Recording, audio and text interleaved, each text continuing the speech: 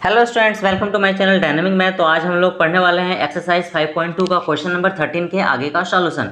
13 तक का सॉल्यूशन मैंने आपको बता दिया है, नहीं देखा है डिस्क्रिप्शन में लिंक है, जाकर के आप इस वीडियो को देखने के बाद जरूर देख लीजिएगा। चलिए हमने स्टार्ट करते हैं आज क्वेश्चन नंबर 14 को। ओके, और चैनल पे नए हैं तो चैनल को सब्सक्राइब जरूर कर लीजिएगा, क्योंकि इस चैनल पर आपको क्लास 10 मैथ से रिलेटेड सारे important question, tips and tricks आपको बताया जाता है। अगर आप भी दूसरे बच्चों की तरह 95 प्लस मार्क्स लाना चाहते हो बोर्ड एग्जाम में, तो चैनल को सब्सक्राइब जरूर कर लें। चलिए स्टार्ट करते हैं हम लोग क्वेश्चन नंबर 14 को। तो देखिए क्वेश्चन नंबर 14 में यहाँ पर बोला जा रहा है how many multiples of 4 lie between 10 and 250। यानी यहाँ पर बोल रहा है कि 10 और 250 के बीच में ऐसा कितना डिजिट है जो केवल और केवल 4 का मल्टीपल होगा, केवल और केवल 4 का मल्टीपल होगा। तो चलिए स्टार्ट करते हैं इसको हम लोग किस तरह से बनाना है।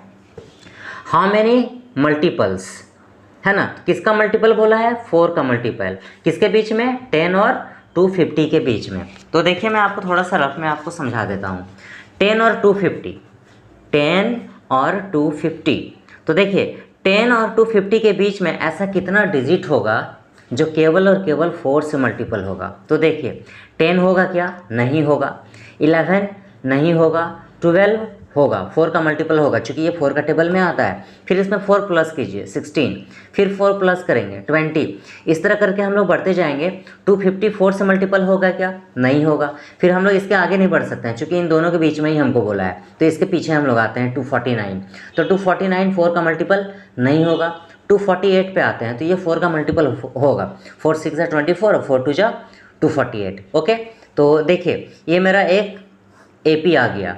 अब इसको हमको सॉल्व करके n का वैल्यू जो है वो फाइंड आउट करना है। तो देखिए सबसे पहला डिजिट मेरे को क्या मिल गया, 12 मिला, 16 मिला, 20 मिला, सो ऑन। इस तरह करके हमको 248 तक चले आना है। अब हम लोग क्या करेंगे, देखिए यहाँ पर तो ये हो गया first term, second term, third term, और ये हो गया लास्ट टर्म।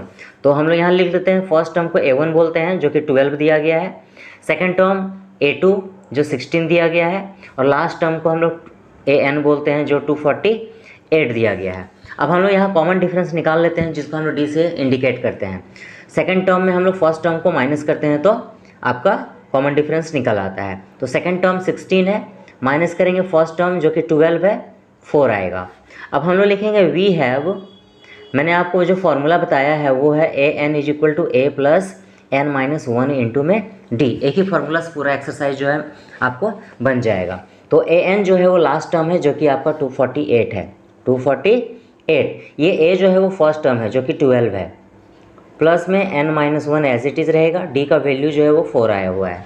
ओके, अब इसको हम लोग सॉल्व करते हैं। 248 = 12 प्लस 4 को n के साथ मल्टीप्लाई करेंगे 4n, माइनस 4 को 1 के साथ मल्टीप्लाई करेंगे 4 होगा।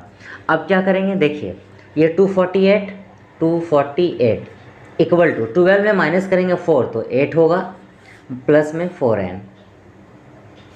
248 प्लस में 8 इधर आया तो माइनस में 8 इक्वल टू इधर बच गया 4n।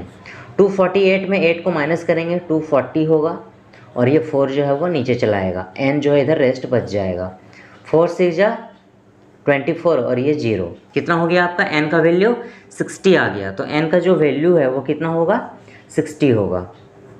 ये हो गया आपका आंसर। आपको क्या बोला था फाइंड आउट करने के लिए, how many multiples of 4 lie between 10 and 250। यानी 10 और 250 के बीच में ऐसे कितने डिजिट होंगे जो केवल और केवल 4 का मल्टीपल होगा। तो ऐसा 60 डिजिट होगा 10 और 250 के बीच में, जो केवल और केवल 4 से मल्टीपल होगा।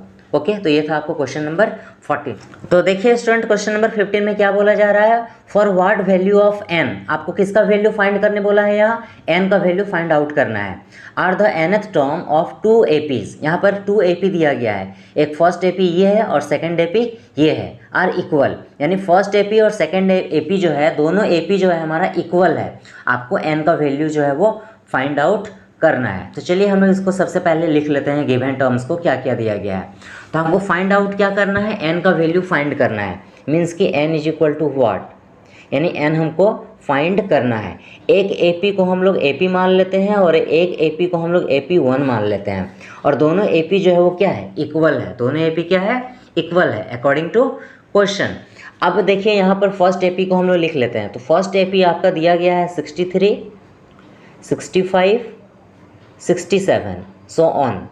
ये इक्वल है सेकेंड एपी के। सेकेंड एपी आपका कितना है 3, 10, 17 सो ऑन आर इक्वल, यानी दो एपी हमारे पास है और दोनों एपी जो है वो क्या है, इक्वल है। देखिए यहाँ पर हम लोग इक्वल लगा दिए।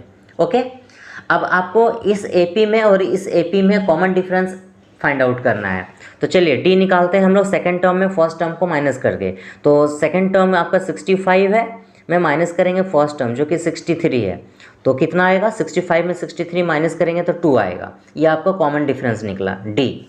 इसमें भी हम लोग कॉमन डिफरेंस निकाल लेते हैं डी, 10 में 3 को माइनस करके, यानी कि सेकेंड टर्म में फर्स्ट टर्म को, तो आपका कितना आएगा 7 आएगा।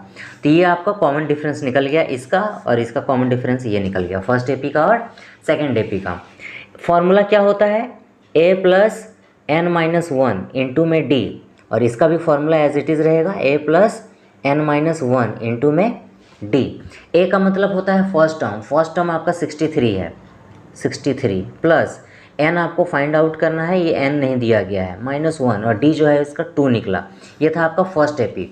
सेकेंड एपी के लिए फर्स्ट टर्म कितना है 3 है, plus n minus 1 as it is रहेगा, d जो है वो 7 आया है। अब इसको हम लोग सॉल्व करते हैं, आपका आंसर जो है वो निकल आएगा। तो देखिए यहाँ पर क्या करेंगे, तो ये हो गया 63 प्लस 2 को n के साथ मल्टीप्लाई करेंगे 2n होगा, -2 को 1 के साथ मल्टीप्लाई करेंगे 2 होगा, इक्वल टू 3 प्लस 7 को n के साथ मल्टीप्लाई करेंगे 7n होगा, -7 को 1 के साथ मल्टीप्लाई करेंगे 7 होगा। 63 में 2 को माइनस करेंगे 61 होगा, प्लस में 2n इक्वल टू 3 में 7 को माइनस करेंगे, यानी कि 7 में 3 को माइनस करेंगे तो -4 होगा, क्योंकि माइनस का साइन बड़ा है, माइनस में 4 अब प्लस 7n।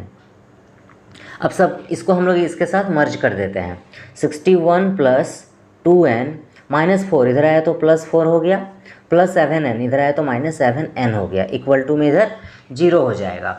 अब क्या करेंगे यहाँ पर देखिए, 61 में प्लस करेंगे 4 को तो 65 होगा, प्लस माइनस 7n में 2n को माइनस करेंगे तो 5n होगा, माइनस का साइन बड़ा है, माइनस में 5n इक्वल टू 0। तो 65 equal to -5n equal to इधर आएगा तो प्लस में 5n हो जाएगा। तो 65 और ये 5 जो है वो नीचे चला आएगा, इधर आपका n बचेगा, ये 5 1 जा 5, 1 बच गया तो ये 15 हो गया, 5 3 जा 15, यानी n का जो वैल्यू है वो कितना आ गया आपका 13 आ गया। तो ये आपको फाइंड आउट करना था।